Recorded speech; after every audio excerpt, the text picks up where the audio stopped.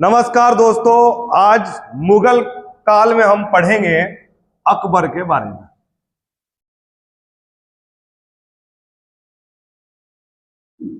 अकबर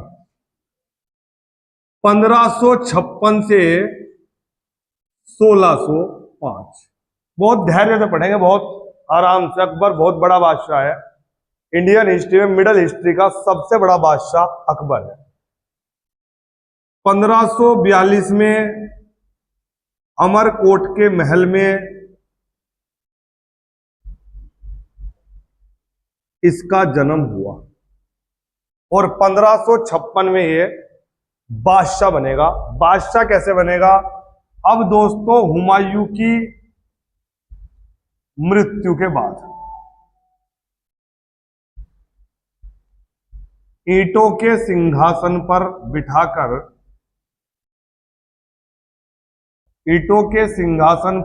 बैठाकर बैरम खान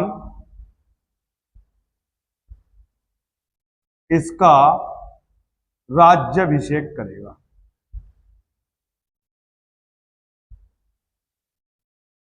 राज्याभिषेक। हुमायूं की जैसे ही मृत्यु हुई, अब राजनीति बहुत चरम पे थी। ऐसा ना हो कोई और व्यक्ति गद्दी पर बैठ जाए, तो बहुत तेजी के साथ इसे ईंटों का एक सिंहासन बनाया और इसे गद्दी पे बिठा दिया। अब पहले बात को समझना, उसके बाद हम नोट्स की चर्चा करेंगे। हुआ क्या दोस्तों, यहां अफगानिस्तान जो है, इन्हीं का पीएम रहा था हेमू। अब ये जो हेमू है, ये अफगानिस्तान यहां से चले गए। अफगानिस्तान वाले हुमायूं ने सिकंदर लोदी को भगा दिया। अब ये जो हेमू है, ये इन्हीं का व्यक्ति है। ये हिंदुस्तान पर अटैक करता है और अटैक करने के बाद इस दिल्ली पर इसका कब्जा हो जाता है। यानी कि पहले यहां पर अफगानिस्तान वाले आए, सिकंदर सूरी को भगाया, तो हुमायूं गद्दी पर आया। हुमायूं की डेथ होगी, गद्दी पर आ गया हेमू। हेमू कुछ ही टाइम यहां बैठ पाया, तुरंत हेमू पर आक्रमण करेगा बैरम खान और अकबर। अकबर तो छोटा है, बैरम खान युद्ध को लड़ेगा, जिसे हम बोलेंगे पानीपत का दूसरा युद्ध। तो हेमू यहां पर अटैक करेगा और हेमू से यहां पंजाब कलानौर में अकबर है, अकबर का बैरम खान है, तो ये यहां पर दोनों आएंगे और यहां दोनों का युद्ध होगा, पानीपत का दूसरा युद्ध। अब मैं आपको बता दूं कि अकबर गद्दी पर कैसे बैठेगा। पानीपत का जो दूसरा युद्ध हुआ, ये 1556 में हुआ दोस्तों। इस 1556 में पानीपत के युद्ध में एक तरफ से तो लड़ा हेमू और एक तरफ से लड़ा बैरम खान। बैरम खान जो है वो अकबर का संरक्षक है। ये दोनों इस युद्ध में लड़ते हैं। अब मैं हेमू के बारे में आपको थोड़ी सी बेसिक जानकारी देना चाहूंगा। हेमू जो है दोस्तों, वो एक ब्राह्मण परिवार से है। ब्राह्मण था, 24 युद्ध लड़ा था, 24 युद्ध में 22 जीते थे। यानी कि बहुत ही होनहार रहा होगा, योद्धा रहा होगा। कभी ये दोस्तों हरियाणा रेवाड़ी में नमक का व्यापारी था। अपने दम पर आदिल शाह, अफगानिस्तान में आदिल शाह का पीएम बना था। मतलब ये वैसे तो हरियाणा रेवाड़ी का व्यापारी था, पर व्यापार करते करते अपनी योग्यता के दम पर ये कहां पहुंच गया? यहां पहुंच गया ये अफगानिस्तान। और अफगानिस्तान में जो आदिल शाह था, उसका क्या बन गया? PM, prime minister. अब दोस्तों, जब यहां से सारे अफगानिस्तानियों को भगा दिया, तो हेमू के मन में आया कि हिंदुस्तान की गद्दी पर मैं बैठूंगा। इसने हिंदुस्तान पे आक्रमण कर दिया और हिंदुस्तान की गद्दी पर ये बैठ भी गया हुमायूं के बाद। तो यानी जब ये हिंदुस्तान की गद्दी पर बैठ गया, इसने हिंदुस्तान की गद्दी को कब्जाया, यानी कि हिंदुस्तान में राजा बन गया है। और हिंदुस्तान की गद्दी पर बैठने वाला अंतिम हिंदू शासक बना। तो अभी तो मैं आपको हेमू की बस बेसिक जानकारी बता रहा हूं। तो अगर आपसे क्वेश्चन पूछ ले कि भारत में आखिरी हिंदू राजा कौन रहा, मध्यकालीन राजा, तो कौन रहा? हेमू। हेमू क्योंकि भारत की गद्दी पर बैठ गया। और याद रखना, गद्दी पर बैठकर इसने, हेमू ने गद्दी पर बैठकर विक्रमादित्य विक्रमादित्य की उपाधि धारण की। और याद रखना, विक्रमादित्य की उपाधि धारण करने वाला, जैसे मैंने आपको पढ़ाया था गुप्त साम्राज्य में चंद्रगुप्त ने भी कौन सी उपाधि धारण की थी? विक्रमादित्य। तो बहुत राजा हैं जिन्होंने विक्रमादित्य की उपाधि ली। विक्रमादित्य की उपाधि धारण करने वाला अंतिम या 14वां शासक है। तो यानी कि इंडियन हिस्ट्री में जितने राजा हैं जिन्होंने विक्रमादित्य की उपाधि धारण की, टोटल कितने हैं? 14। और ये कौन सा है? 14वां ही है। तो ये जब हिंदुस्तान की गद्दी पर बैठ गया तो इसने विक्रमादित्य की उपाधि धारण की। ये जो पानीपत का युद्ध है, अभी ये युद्ध नहीं हुआ, ये गद्दी पर बैठ गया बस। अभी तो मैंने आपको यहाँ पर हेमू की बेसिक जानकारी दी कि हेमू था कौन। हेमू जाति से ब्राह्मण था, 24 युद्ध में 22 जीत चुका था। हरियाणा में कभी व्यापारी नमक का हुआ करता था। आदिल शाह के दरबार में जाके पीएम बन गया, प्राइम मिनिस्टर। फिर इसने भारत पर कब्जा करने के लिए आक्रमण किया, भारत की गद्दी को कब्जाया, इसलिए भारत का अंतिम हिंदू शासक बना। गद्दी पर बैठकर विक्रमादित्य की उपाधि धारण की और विक्रमादित्य की उपाधि धारण करने वाला 14वां शासक बना। कौन दोस्तों? हेमू। लिखो, लिख लो। अब दोस्तों, ये मैंने हेमू की आपको बेसिक जानकारी दी। पानीपत का युद्ध जो है ये 1556 में हुआ, पानीपत का दूसरा युद्ध। अब इसकी चर्चा करते हैं युद्ध की। मैंने यहां लिख दिया फिर दोबारा से, पानीपत का सेकंड युद्ध। पहला तो मैंने आपको बता ही दिया था, बाबर के साथ हुआ था, इब्राहिम लोदी और बाबर का। पानीपत का दूसरा युद्ध 1556 में होता है, हेमू वर्सेस बैरम खान। अब दोस्तों, इस युद्ध में जो पलड़ा भारी है, वो जानते हो किसका पलड़ा भारी है? हेमू का पलड़ा भारी है। पर तकदीर जो है, वो भाग्य जो है, वो किसके साथ है? अकबर के साथ है। राजयोग किसके हाथ में है? अकबर के। लेकिन दोस्तों, अगर बात करूं टेक्निकल से, तो हेमू यहां बहुत ज्यादा खतरनाक व्यक्ति है। हेमू से जीतना बहुत मुश्किल है। लेकिन दोस्तों, सौभाग्य समझ लो अकबर का। यहां क्या हुआ, गलती से एक तीर आया, और वो तीर दोस्तों, युद्ध चल रहा था अपने पीक पे, और वो गलती से तीर आकर हेमू की आंख में लग गया। और जैसे ही वो तीर हेमू की आंख में लगा, हेमू हाथी से नीचे गिरा। तो हेमू की जो लड़ने वाली सेना थी, उन्हें लगा हेमू मर गया, और वो सेना हेमू को छोड़कर भाग खड़ी हुई। और इस युद्ध में दोस्तों हेमू भाग्य से हार गया, और इस युद्ध में दोस्तों बैरम खान जीत गया। क्लियर? समझ में आया? तो मैं यहां लिख देता हूं, गलती से तीर हेमू की आंख में लगा,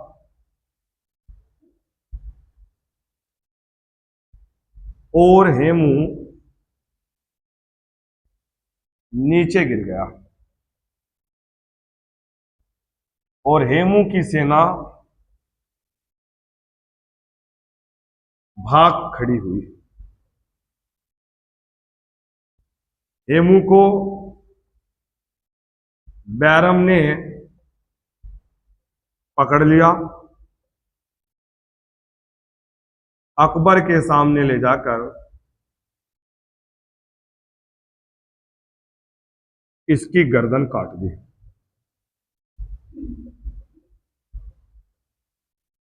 बाद में हेमू के बाप को पकड़ा, शर्त रखी, मुस्लिम बन जा।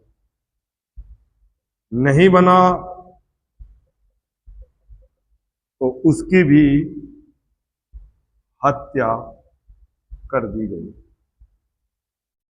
तो इस तरह दोस्तों, भाग्य से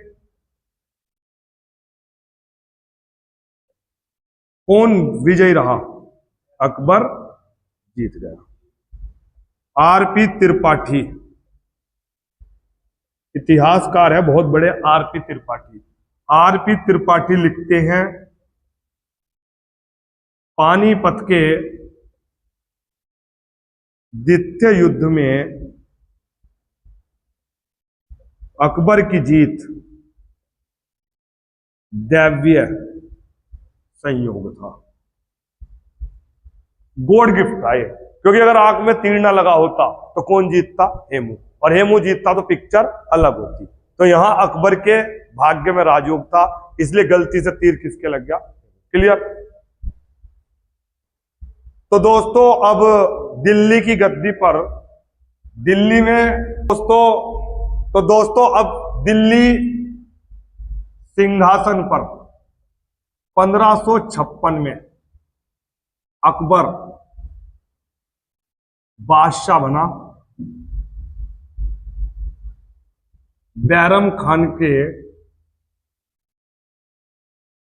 संरक्षण में। इन बैरम खान को ही कहा जाता है खान बाबा। अब 1556 में दोस्तों अकबर ने गद्दी पर बैठकर काम संभालना शुरू कर दिया। अब मैं आपको बताता हूं, अकबर की मां थी मुंह बोली मां, जिसका नाम था महाअनबा। कुछ बोलते हैं महामंगा, कुछ बोलते हैं जीजी अनबा। तो ये जो महाअनबा थी दोस्तों, अकबर की सौतेली मां, ये एक राजनैतिक महिला थी। और इस महाअनबा का पुत्र था आदम। महाअनबा राजनैतिक महिला थी, अतः ये आदम को लेकर महत्वाकांक्षी थी। इसे ऐसा लगता था कि आदम खान को ये भी दिलवा दूं, वो भी दिलवा दूं, दिल्ली की गद्दी इसके नाम करवा दूं, ऐसे इसके मन में प्रोग्राम चल रहे थे। अब जब ये आदम को लेकर वो थी, और आदम जो था वो एक क्या था? अयोग्य व्यक्ति, उसके अंदर इतनी योग्यता थी नहीं। अब ये बैरम खान के अंडर में सब काम चल रहा था।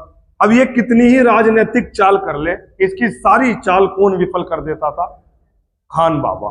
खान बाबा बोले तो बैरम खान। अब इसने दोस्तों बहुत ही बड़ा राजनीतिक गेम खेला। क्या गेम खेला? इसने अकबर को भड़काया। किसके खिलाफ? बैरम खान के खिलाफ। महाअनबा ने अकबर को बैरम खान के खिलाफ भड़काया।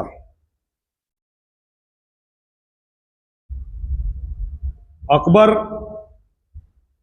भड़क गया। बच्चा था अकबर, 1556, 1542 में तो जन्म ही हुआ, तो 8 और 6 कितना? 14 साल का बच्चा है, अनमैच्योरिटी है अभी बहुत ज्यादा। तो इसके मां के बहकावे में आ गया। और दोस्तों इसने बैरम को अपने दरबार में बुलाया और 3 शर्तें रख दी इसके सामने। 3 शर्तें रख दी बैरम खान के सामने। क्या? पहली शर्त, सूबेदार बन जा। दूसरी शर्त, मेरे गुप्तचर बन जाओ। तीसरी शर्त, मक्का यात्रा कर लो। अब यानी कि देश के अंदर कोई कह दे प्रधानमंत्री को कि तुम्हें मैं गृह मंत्री बना दूं, तो बहुत बड़ा डिमोशन है। बैरम खान संरक्षक है, दिल्ली का बादशाह जो है उसके अंडर में काम करता अकबर, इतना बड़ा उसके पास सारा सिस्टम है, और उसे अचानक से जाकर ये कह दे कि कल से तू सूबेदार बन जा या फिर मेरा गुप्तचर बन जा, तो इसका मतलब संरक्षण पद से हटके ये पद ले ले। तो आपको बैरम खान की पर्सनैलिटी से क्या लगता है, बैरम खान ने किसे चुना होगा? किसे चुना होगा? मक्का की यात्रा को। Very good. तो बैरम खान अपनी पत्नी सलीमा बानो बेगम, नाम तो सुना ही होगा, सलीमा बानो बेगम और पुत्र अब्दुल रहीम, जिसे बाद में कहा गया अब्दुल रहीम खाने खाना, अपने पुत्र अब्दुल रहीम के साथ मक्का यात्रा पर निकल जाता है। अब्दुल रहीम के साथ, तो ध्यान रखना दोस्तों, जो अब्दुल रहीम है ये बैरम की पहली पत्नी से प्राप्त संतान है, न कि सलीमा बानो बेगम। कई बार ऐसा क्वेश्चन आ जाता है कि सलीमा बानो और बैरम खान की कितनी संतान थी, तो याद रखना इनकी कोई संतान नहीं थी। तो सर ये अब्दुल कौन है? बैरम की पहली पत्नी से प्राप्त है।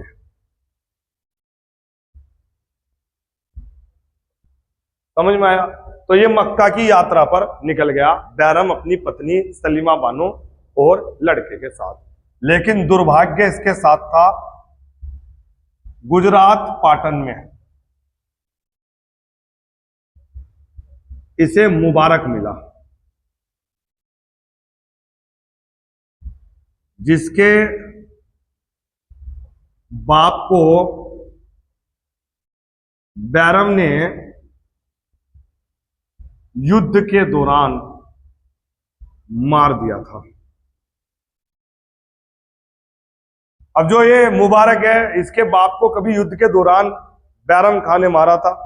अब जब मारा था तो इस बात से ये बहुत नाराज था, इसने कसम खाई थी कि बाप की मौत का बदला लूंगा। अब इसने सब पकड़ लिया।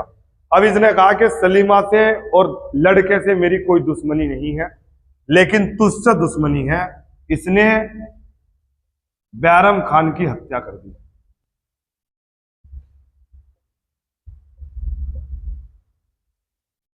बाकी दोनों को छोड़ दिया। अब जैसे दोनों को छोड़ दिया तो ये खबर पता लगी किसको? अकबर को। ये खबर अकबर को पता चलती है।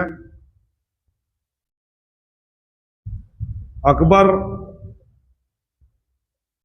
खूब रोता है कि मैंने ऐसे क्यों किया। बाद में दोस्तों अकबर जो इसकी विधवा है बैरम खान की, सलीमा बानो बेगम से विवाह कर लेता है और पुत्र अब्दुल रहीम की जिम्मेदारी ले लेता है। तो दोस्तों अकबर की जो पहली शादी है वो भी मैं लिख दूं यहां, अकबर की पहली शादी, देखना नीचे दिख रहा है क्या? अकबर की पहली शादी रुकैया बेगम। ये रुकैया बेगम कौन है सर? ये है हिंदाल की बेटी। हिंदाल कौन है? इसका चाचा। हिंदाल की बेटी से 9 वर्ष की आयु में हुआ था।